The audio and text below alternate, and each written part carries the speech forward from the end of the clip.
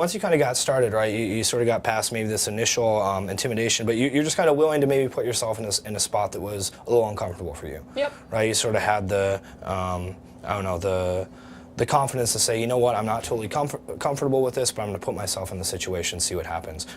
Once you got going with the program, what was that experience like, right? What kind of challenges did you see over the course of the months of training? So, I think for us working, it was tough to do 4 workouts a week. A lot of times, you know, that's what he initially set forth for us, and I still wanted to keep my running training going as well. So definitely the time component was challenging, but you know, I started to get into it and started seeing some results, and eventually it was sort of like I would miss working out when I wasn't, so that was kind of cool.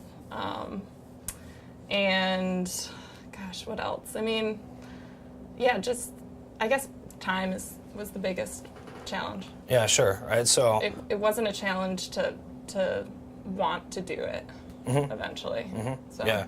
Yeah. So I think a lot of people, right, in our world have that issue where they have a lot of things they want to do, but just based upon demands of job, family, a lot of people are in school while they work, commuting, all that stuff. It's really easy to end up not being able to do stuff just based upon scheduling, right? But for you, I mean, you were pretty consistent, right? Stuff obviously comes up, and maybe there were some weeks where you didn't get all your workouts in and things like that. Right. But you made it happen. Yeah. Right. Right. You mentioned that you wanted to. You started to feel like, I want to do this. Were there any sort of systems you implemented to say this is how I'm going to get this done, or what was the deal there? I think just keeping it different from day to day. Maybe you're doing the same type of workouts each week, but doing something different each day, and then still continuing to do sort of other workouts like running, or I went to spinning or yoga, something to sort of do something different to reset.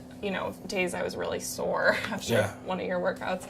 I'd go to yoga, and just sort of reset. So that, I think, keeping it fresh is what helped me stay with it.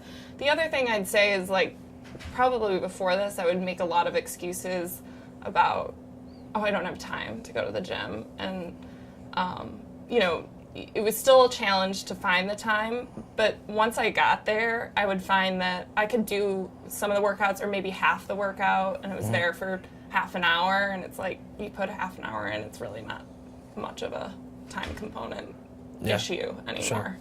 So I realized that, like, I didn't have to go to the gym for an hour. I can go do something quick, get my heart rate going, all that stuff, and be out of there. Yeah. So it's not an all or nothing mentality. Right. Right. And I think that's really important. Right. Where you may have this lofty goal of 4 workouts per week. Add in some running. Each of those workouts in the gym is going to be an hour or so. Right. And then maybe that's not going to happen, but that doesn't mean you do 0 workouts. Right. Did you consciously think about that? Were you sort of like? No, I think it was just adjusting to whatever, I guess, I was doing that day.